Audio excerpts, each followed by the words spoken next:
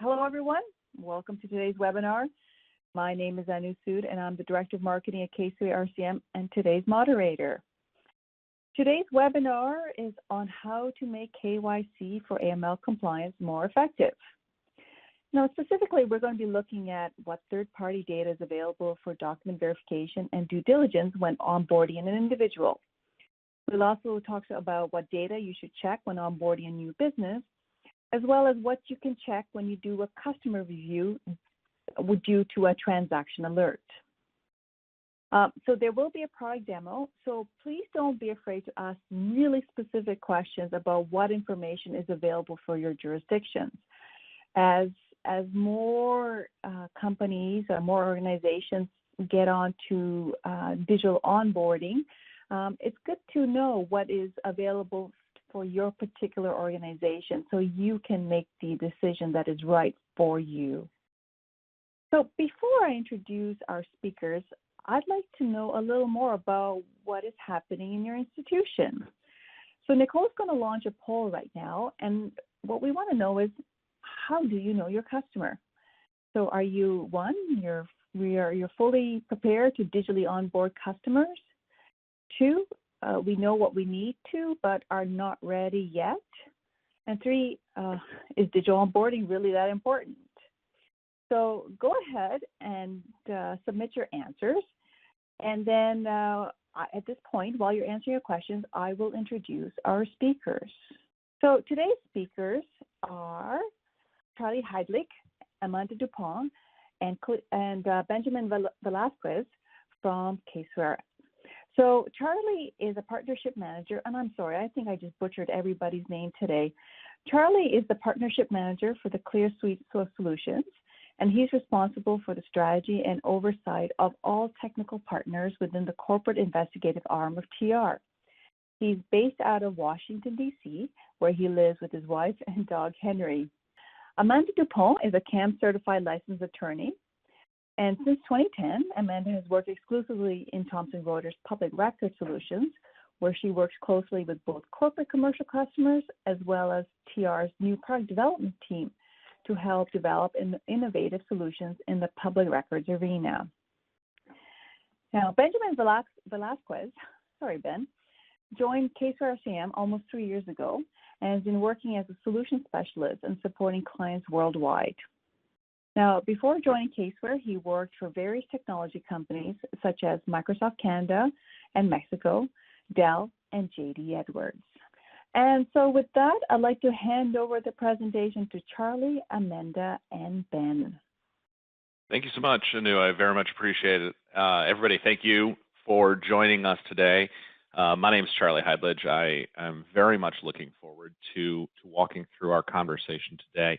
I'm going to quickly just move over to our agenda slide so that we can talk a little bit about what we'll be covering today. But before I hop into all of that, I'll give Amanda and Benjamin a quick moment to say hello, and then we can chat a little bit about the survey results that we see coming in right now.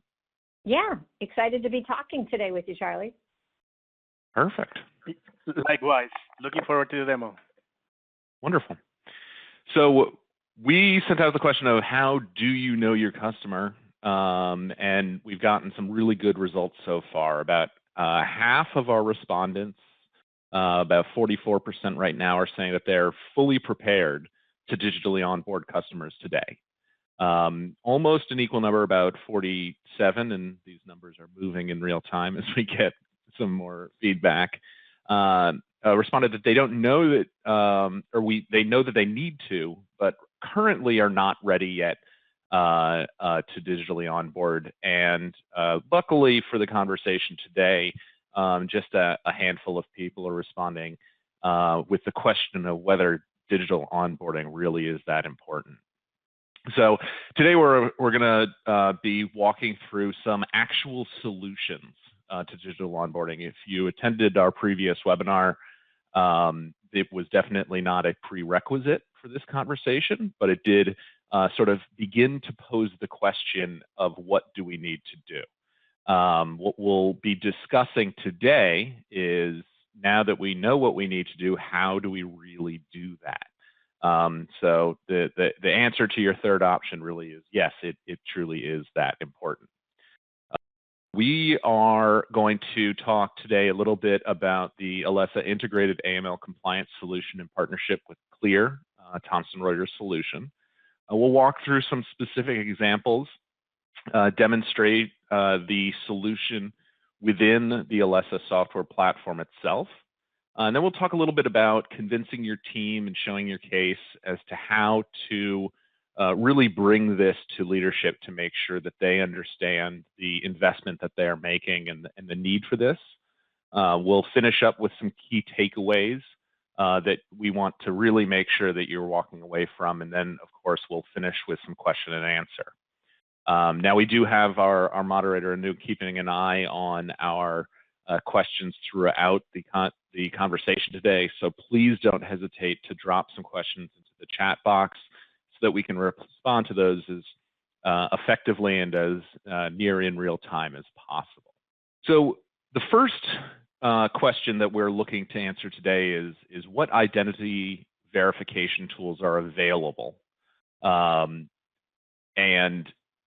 specifically, how are they going to enable you to be fraud resistant and still be easy to use?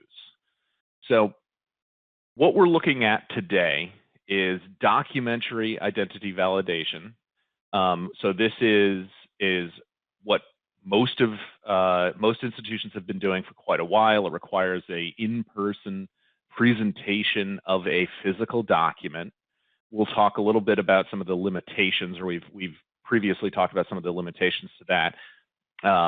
We're going to discuss what if you don't want or you cannot have your customer actually physically come in to open an account. And based off of the tools that we're going to see today, we're going to show that although the sort of historical thought has been that digital onboarding is riskier, we're going to show you that it truly is not. So as we're looking at digital banking, honestly, this is a component of business that pretty much everybody on this conversation is going to be engaged with in some way, shape, or form. Digital banking really is not a new concept or a new practice. What we're seeing is that over the last year or so, with the COVID pandemic and some other market forces, we've seen a rapid advancement of the acceptance of digital banking within our clients. That there's an expectation now that they should be able to engage fully online with their institutions, regardless of where those institutions are physically located.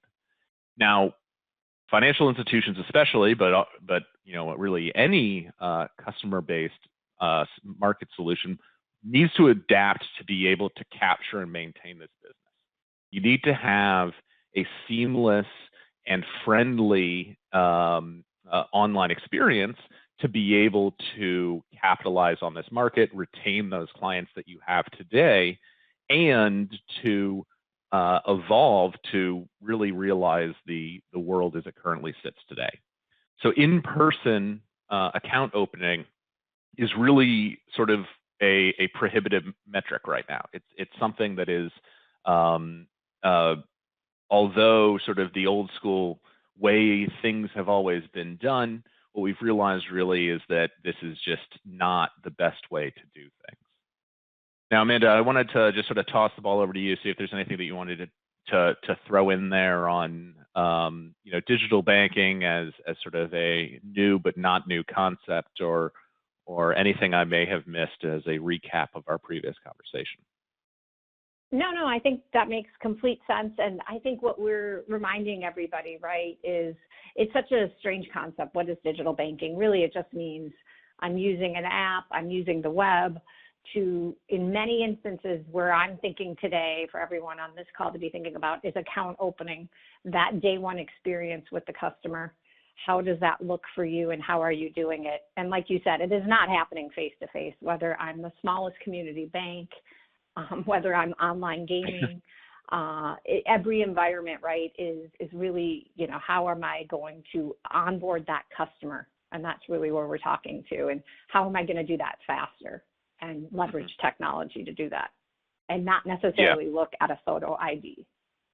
Exactly. And then that how are we going to do it was really some of the most consistent and solid feedback that we received from our last conversation.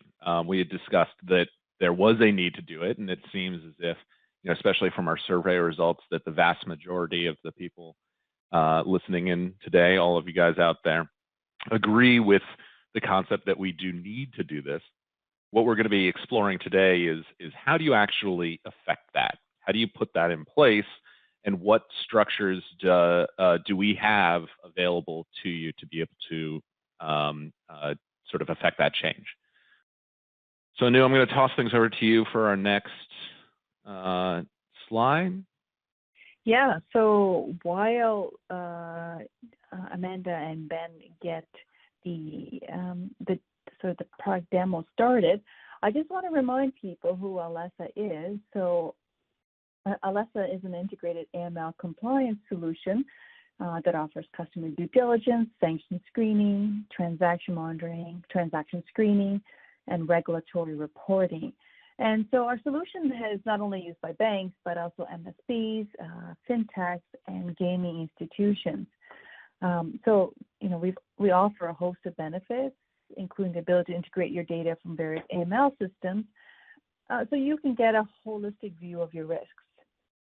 We also integrate with a number of providers like, Thomson Reuters, so you can have the tools you need to be able to take a risk-based approach to your AML compliance.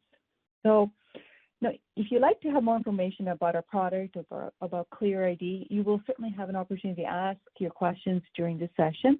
But if we're not able to get to your questions or your question comes up later on, feel free to visit our website or drop us a note via email. So at this point, I'd like to hand it over back to the Alessa application and provide some insight in how you can use some of the tools that Charlie and Amanda were talking about to get to know your customer. Perfect. Thank you so much, Anu. And hopefully you can see my screen. So this is Alessa. This is the integrated platform, case management solution.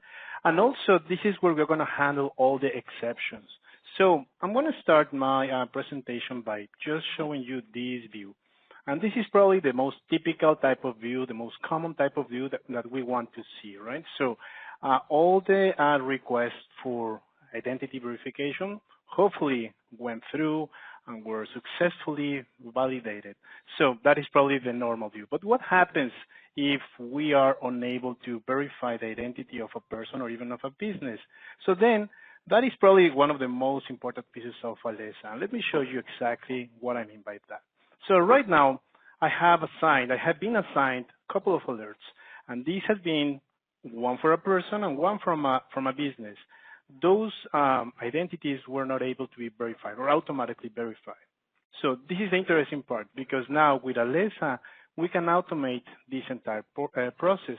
We can do this in real time. So going back into this account opening type of use case or onboarding exercise, let's take this particular use case. So what I'm seeing right here is exactly that. So one of these potential customers were trying to open an account, Jane sample document, and I can see that automatically the identity was not verified. Now, here's some useful information in here, such as the score that I see here. We have predefined a threshold score so that automatically the IDs can be verified against that threshold. And of course, this didn't pass that specific threshold. So let me just go ahead and start that. So now what we have is everything in one single place. So we have all the results, the automatic results from ClearID in one single place. And now from here, I can see exactly that this particular identity was not verified. But what exactly happened in here? Well, I can see that there's different alerts or a lot of probably fraud flags in this particular case. So I can see that Jane has, or maybe she's been identified as narcotics, maybe kingpin designation. I can also see some red flags in here, some OFAC type of alerts, and also that can be linked to fraud. And of course, I can also see from here that the provided social security number is being used by other people. So again, probably stolen data that is most likely being linked to fraud. So now I have everything in one single place, but also I have the audit trail. So at this point, from during all my investigation, everything will be recorded. So let's say that I have in here this particular case, this particular application, and I decided to probably escalate this to my manager. So again, case management capabilities. So I'm just going to say, okay, please review this application. Okay, I'm just going to say, let's escalate this to manager. Let's say that probably I have identified this particular customer as being a high-risk customer to our organization. So I'm going to just click save, and I'm going to say, okay, perfect. So again, case management capabilities, I'm just updating right now the actions in here. So you can see here, history has been updated. So who did what and when, which is very important, just to keep records exactly on what happened during the investigation process. So I'm just going to close that out, and you can see that that alert is no longer in my queue again. That was escalated to my manager. Okay, but I still have another one. Now, this is regarding a business. Again, a business where we have a defined threshold of 79. Again, probably is different from the persons. And I can see here, it was very close to be verified, but couldn't not be verified. So again, at this particular case, maybe it's time for me to go for lunch, and maybe I just need to reassign this to maybe another colleague of mine. So I'll assign this to Ronnie, and let's say just again select some predefined comments in here. Let's put a not yet verified. Click save. Again, somebody else will take care of this. Okay, so I don't have any alerts right now. Everything has done successfully. Okay, so now what's next? So let's think about that. After a few months, one of my customers, let's say Jane, the same Jane that we just reviewed right now. So for some reason, she was accepted as a new customer, but now we just found out that there's a new alert in here.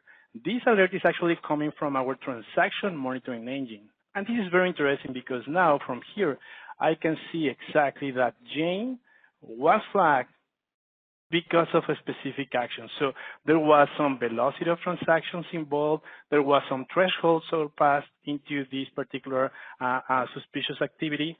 But not only that, but this is the actually triggering event to do a conditional analytic. And I'm going to show you exactly what I mean by that. So again, Jane sample document was now my customer and now has been flagged from the transaction monitoring engine. So let's go ahead and see exactly what's going on with this particular case. So again, in here I have all the information in one single place.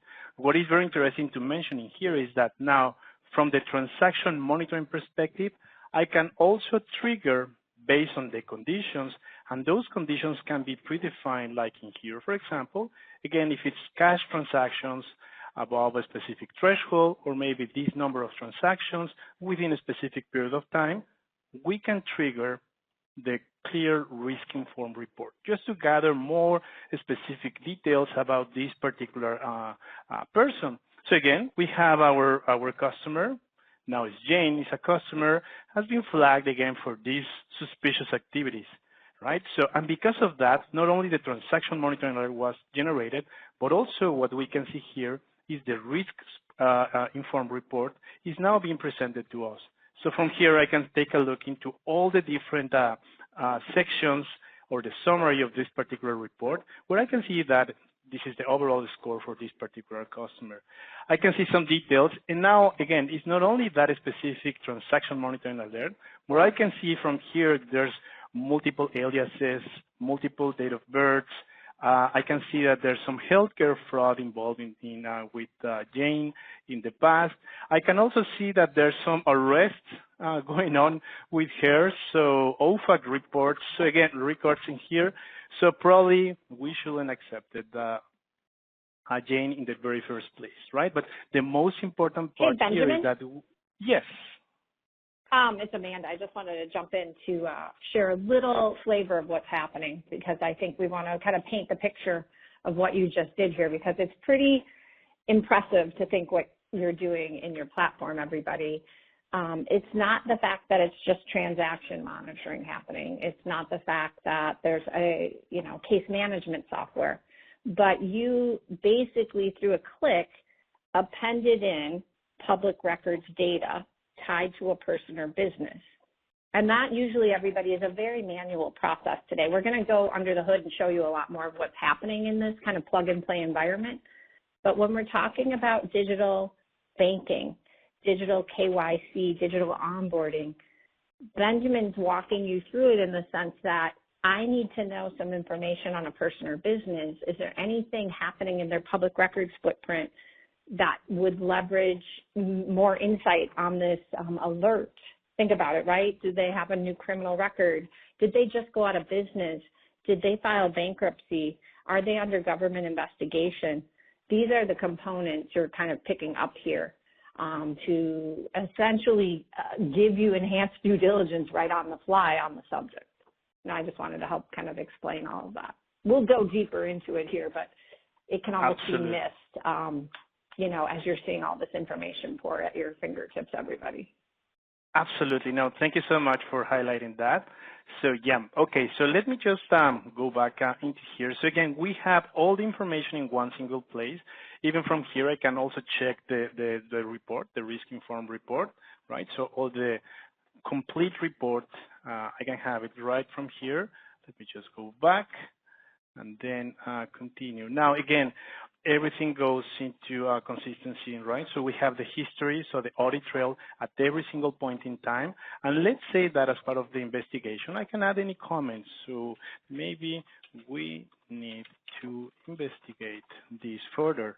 And maybe I have some pieces of information, digital documents, that I want to attach just as part of my investigation. So I can do that. And again, everything will be updated. So the audit trail will be updated and will be visible for everybody or every authorized user. And from here, I can just simply, let's do this again. Again, since this is probably a lot of flags, a lot of red flags, I need this to be handed over to my manager. So I'm just going to be doing that right now. And I'm going to say, please take care of this case. And I'm going to say this is under investigation and has been escalated. Do I have any additional information, such as, for example, maybe, do we know what is the root case? Maybe there's some criminal intentions in here. And of course, this represents a high-risk customer for us. And let's going to click Save right now, just so that we can continue the investigation, which is handled by the workflow in Alessa. And that is how we can holistically manage and view all the exceptions and automate the process for ID verification. So this is how we can have a single view in Alessa for the exceptions. Whenever there's IDs that cannot be verified, take a look into the investigation, do this in real time, take actions, the real-time interdictions, and then send back the resolution status through the API so that the onboarding application or the account opening application can be updated accordingly. Okay, so with that being said, I'm gonna to Amanda so that we can take a look into under the hood. Yeah, give me one second, Charlie. I'll let you kind of queue up. Yeah, definitely. So right now, Benjamin just showed us exactly how the process works, which is, and Amanda, I very much appreciate that insight into exactly what is the under the hood aspect. So this is the data that sits in the back end, and I'm going to have Amanda look at this through the clear tools so that we can show you a little bit more of the nitty-gritty details.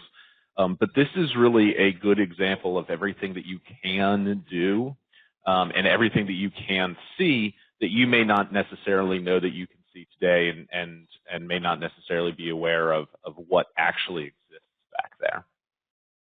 Well, let me first check. Are you seeing my clear screen, Charlie? We are. All right, good news. Yeah, let's talk. I mean, there's so much happening. It's such an exciting time to be thinking about onboarding, doing your fraud checks, doing your KYC. It's really a good opportunity to make sure you're probably leveraging what looks like a best practice in 2021. We're coming into 2021. And one of the things I remind everybody is simply collecting an ID, simply collecting paper documents. If anything has revealed the rampant fraud out there, it's been the audits of the PPP loans. It's the synthetic identities we see sitting in so many financial institutions and so many credit cards and so many bank loans and so many car loans. And the truth is paper is not as strong as you think it is. Let's confirm the subject exists in data, right? Let's take the party out of the equation and actually look at a third-party database and make sure they exist. And one of the best practice today, just because of the rampant social security numbers that have been stolen and sit on the dark web, you can buy what's called fulls, F-U-L-L-Z, off the dark web and just become a new person very easily and create a synthetic identity. Let's really make sure you're validating the national ID number against some type of record. And we can talk globally, everybody, about this question. So the good news, most people, most businesses fly through automation processes like this. There really is no real fraud you're going to pick up. I'm going to show you how easy that looks. This is what's plug and play in Alessa right now. What is under the hood there is a huge repository of public records. So corporate formation records across the United States, global business directories across the globe, ID verification, truthfully, across the globe. So I'll take you into some of that, but I'm just taking in a fake subject here, but let's just assume she's a brand new small bank customer who wants to open an account. And here's the question, Charlie. I mean, we talked about this last time when we had this conversation, but really, do customers today expect 30 plus days to be able to open an account? I mean, you and I know the answer is no. You can't afford to be as slow as we've seen some of the account opening processes. And I just was thinking about this. Can you imagine, I mean, as we were doing Black Friday purchases here in the U.S., what if you were trying to do kind of like a Venmo, PayPal, just some type of, payment system, and instead of being able to do that on the fly purchase where you thought you were getting a good sales deal, you got a note saying we'll get back to you within 30 days to let you know if you could go forward. We all know that's just not a consumer expectation anymore. So leveraging kind of this tool that's just embedded right in the Alessa software could allow you to do an onboard check, a fraud check right away to get that customer a good onboarding experience. So I'm going to do two things here, Charlie. I'm going to look to see if my subject verifies through a CIP process, so a customer identification process. And I'm also going to do a KYC check. So let's just keep throwing acronyms out here. But we're going to actually try to decide if we know the customer and do due diligence right up front. Just confirm we understand who they are, use my financial institution's risk scoring model, just have a fully onboarded customer experience in a couple seconds. And the truth is, this is happening already. This is not even new technology. And Amanda, you make a really good point when you sort of mentioned the online shopping comparison. I actually personally just went through an account opening process with two separate accounts simultaneously. One was incredibly seamless; it all happened online, and the other was multi-stage and very, very difficult. And it really highlights the fact that customers expect this across the board. And even in an industry that historically, a 3-day waiting period for something to clear to be able to do most of these checks has been totally acceptable. It's very, very loud and in their face when the entire transaction is occurring online. So we want to make sure that we can speed up all of those processes so that you can put your institution forward as best as possible and become that business enablement department, as opposed to sort of slowing the process up, which I know that a lot of you guys, feel a lot of friction from. Yeah. And if ever there was an opportunity to challenge your own institution's status quo, it's COVID, right? The whole owner's process around onboarding, around KYC, it really does offer automation options to put the easy accounts through and let the hard accounts go to the teams to do reviews like Benjamin was showing you. It's an 80-20 rule today. Can you onboard 80% very, very seamlessly and do the 20% that require a deeper look? Get those to the teams that can do the investigation. That's a huge takeaway today. So this subject should fly through a process. Her identity's been verified. And back to that best practice today, I can't stress it enough as someone who's seen so much fraud in the cryptocurrency onboarding world. Don't just get a name and email or a name, address, and email. Get some real PII. Get a date of birth and a social security number, a national ID number. That's really how you're going to solve the synthetics, everybody, because you can be a real person with a name and email and address, but just this week, I had to show somebody, your subject uses 5 social security numbers. They have credit issued under 5 numbers. Do you know how different that customer should be risk ranked? That's not going to be a customer who just looks like a typical customer. There are fraud propensities in that customer profile that I saw right away. So if you could just start gathering the right data, let it be gathered against public record registries, proprietary databases. So something like Thomson Reuters, we have the credit bureaus. Frankly, globally, we have the credit bureaus now. We're just getting ready to launch our international person ID tool. We're looking at national government lists even, do they have a government record? So it's really quite easy today to make sure, even though you have an ID, I always use my almost 21-year-old son who's had a pretty decent Chinese-made fake license for some time, from what I can tell. That is not going to pass against a public records database check like Clear's doing right within Alessa right now.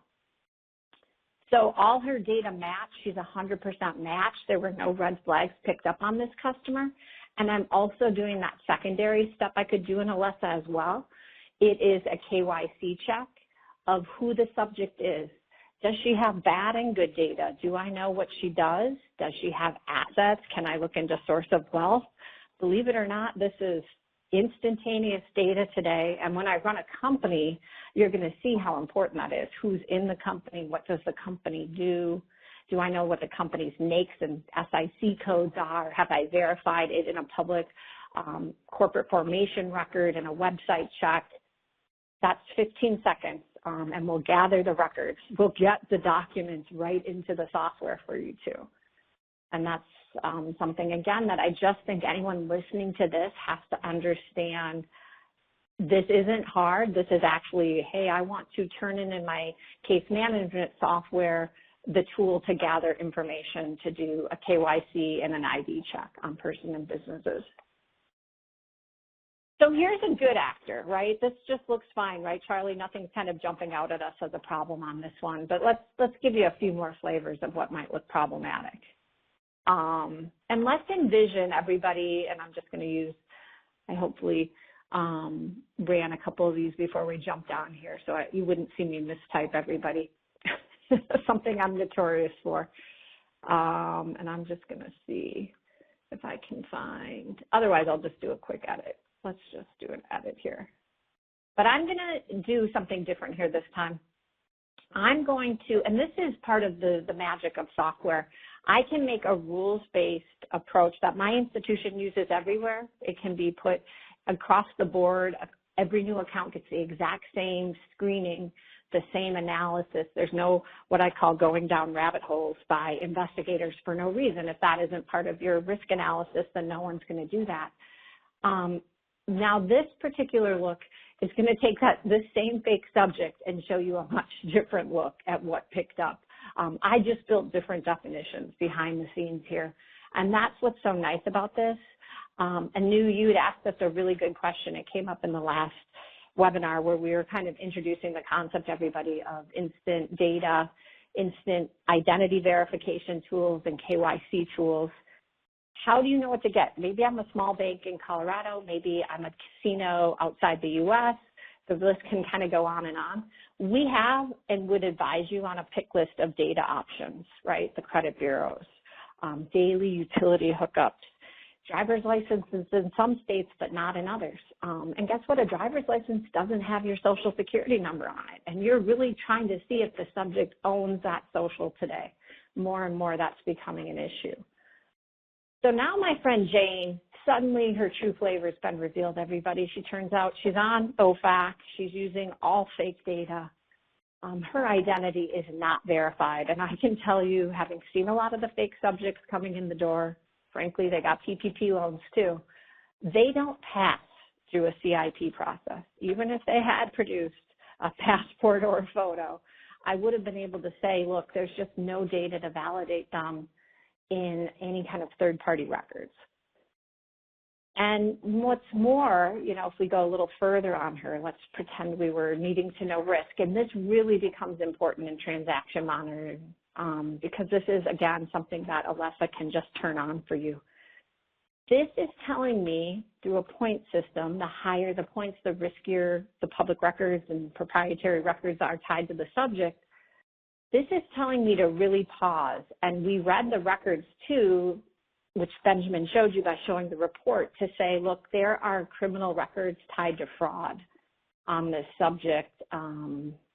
There's bankruptcies, there's liens, there's judgments. Oh, by the way, they're on the government debarred list. So something to probably pause with. In the U.S., we actually have a list of people and businesses that cannot do business with the government to defraud. So the point here is, in a couple seconds, I could have understood a lot. And in a transaction monitoring environment, one of the things we're seeing happen is, I'm just going to edit this up for you, custom lookbacks. So maybe I'm going to do a 3-year look back. An event triggered, I need to do a deeper review. I'm pretty confident we already knew the customer. But what's happened in the last 360 days? A lot has happened. COVID's only been here 9 months. Yet a business is transformationally going to have a lot different environment, right? A restaurant, a small mom and pop restaurant might have a lot different environment today than when you first onboarded it. You could run triggerable analysis in public records down to time periods, and it would just pull fresh data based off that time period. Amanda, and I think what you were showing right there with all of those deep flags, and obviously, you know, Jane is a perfect example of your worst case scenario, is how deep yet customizable this is, because you can really see all of those different pieces, all of those different things. And one thing that I really want to reiterate to people who are looking at this, and this might be something that you don't have access to today, this is a great opportunity, this moment in time, to build this type of process. You know, when Amanda was mentioning PPP and the Main Street Lending Program, we saw a lot of institutions who were unable to pivot and react quickly to assess risk in real time. And to be perfectly frank, you know, the moment that a pandemic hits and there might be a stimulus package is not the time to sort of see if you're able to do this. So we've just recently had a very good sort of little thought experiment moment in terms of fraud risk as to why we might need to build a automated and triggerable process like this, that as you are looking at your sort of quote back to normal day-to-day business, it really gives you the flexibility to interact with customers much more rapidly. Yeah, I mean, I'd say business is your biggest opportunity space right now.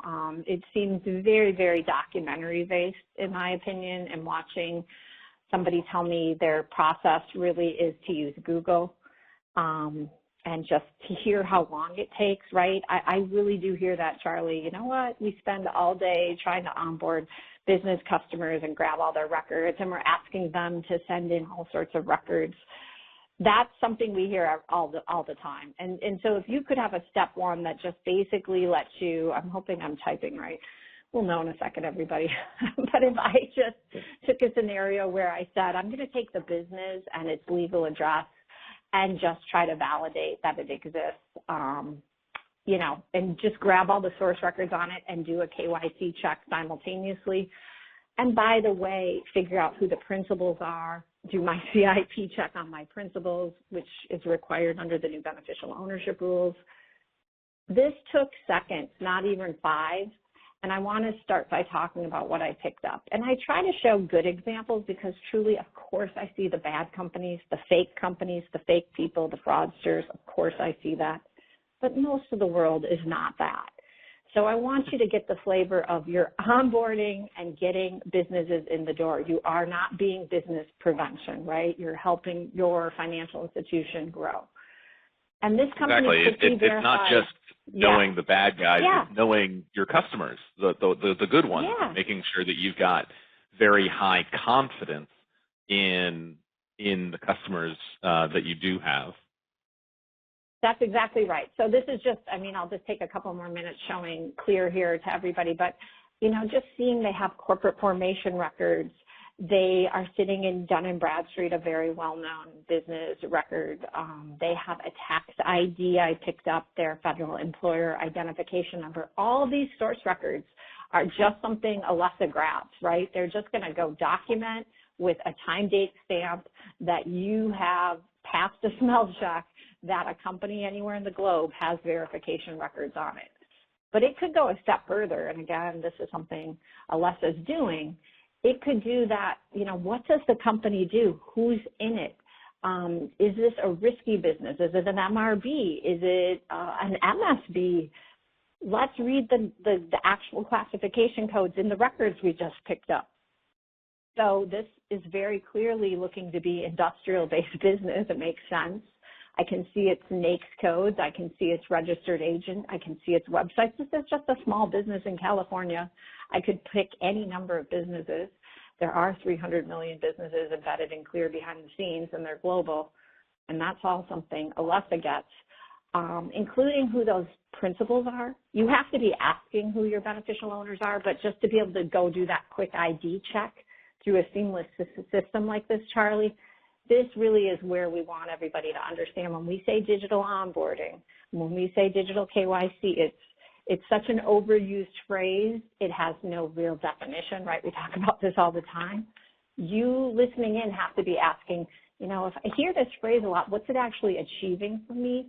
In this scenario, it's gathering source records. It's verifying that the person or business exists in records. It's doing fraud checks. And it's going to tell you a lot. Does the company actually do what it told us it does? Does this person actually have the professional license they claimed? Or do they have bad information we need to know about before we, go forward? Or maybe we just risk rank them differently. We're going to go forward, but we have a different risk rank on them.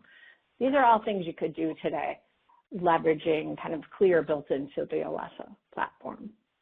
Yeah, no, I think that seeing the data that you can actually capture is really helpful. And one thing that I was really excited about this conversation for was seeing the two halves come together, the what and the how, to answer the question of how do you actually achieve all of this.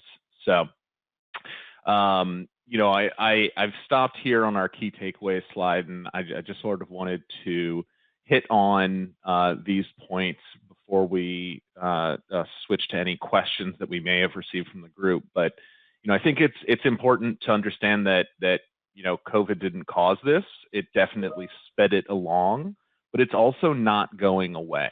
And as acceptance from working from home and online shopping, just finishing up with Black Friday and all of that good stuff, we definitely all saw that.